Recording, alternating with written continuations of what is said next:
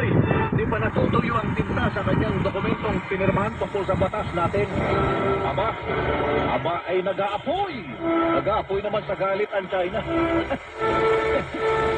enactment of the measure angered China, sabi ng mga pahayagan, mga kapuso. Aurora, Isabela, Agra. Grabe, no? Nag-release din sila ng kanilang baseline at 8 points ng territorial sea na katabi dyan sa Panatag or Scarborough Shoal kahapon. China, mga kapuso.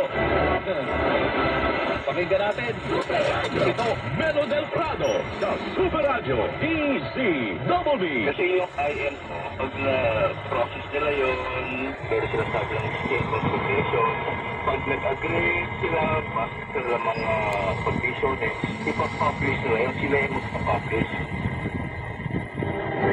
So dahil sa batas na to, we will be coming up with an updated map. So dahil sa batas na ito, yung NAMRIA will not coming up with a this law. Ano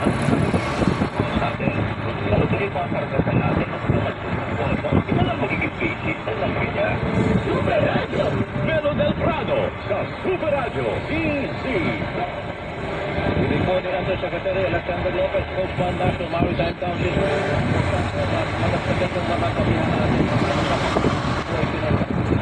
IMO. Mga batas na yan. Isa pa ho eh. Natatagdagan ng ating alas. Kumbaga sa baraha, dami kaming hawak dito. Ayan ha. Hindi mo kami basta-basta magigipit ng paganyan-ganyan China. Kung wala ka nang pinapakinggan. Pasaway ka kasi. Teka muna, alagatos, diyan ka muna. Magandang usapan yan tungkol sa bigas. O, kailan ba tayo makakatikim ng bigas na, magkano tayo? 26 pesos. I-follow mo ang aming social media accounts. Hanapin ang Super Radio DZBB sa Facebook, sa X na dating Twitter at sa TikTok. Hanapin din po ang Super Radio DZBB sa YouTube at mag-subscribe alas 6:35 na po ng umaga. Radyo na, TV pa, Melo pa, labanan ng fake news. Dapat, totoo, Melo del Prado sa Super Radio DZBB.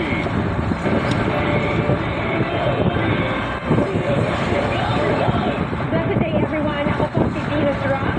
Akala ko conquering the universe was supposed to be. But there's more.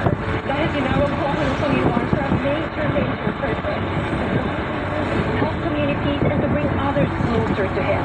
Kaya I take care of my health through proper diet, exercise, and MX3 capsule. I am responsible. Kasi para sa Panginoon, hindi lang ito po straight ako sa puso niya. Mahalagang paalala, ang MX3 capsule ay hindi gamot at hindi dapat gamitin paggamot sa anumang uri ng sakit.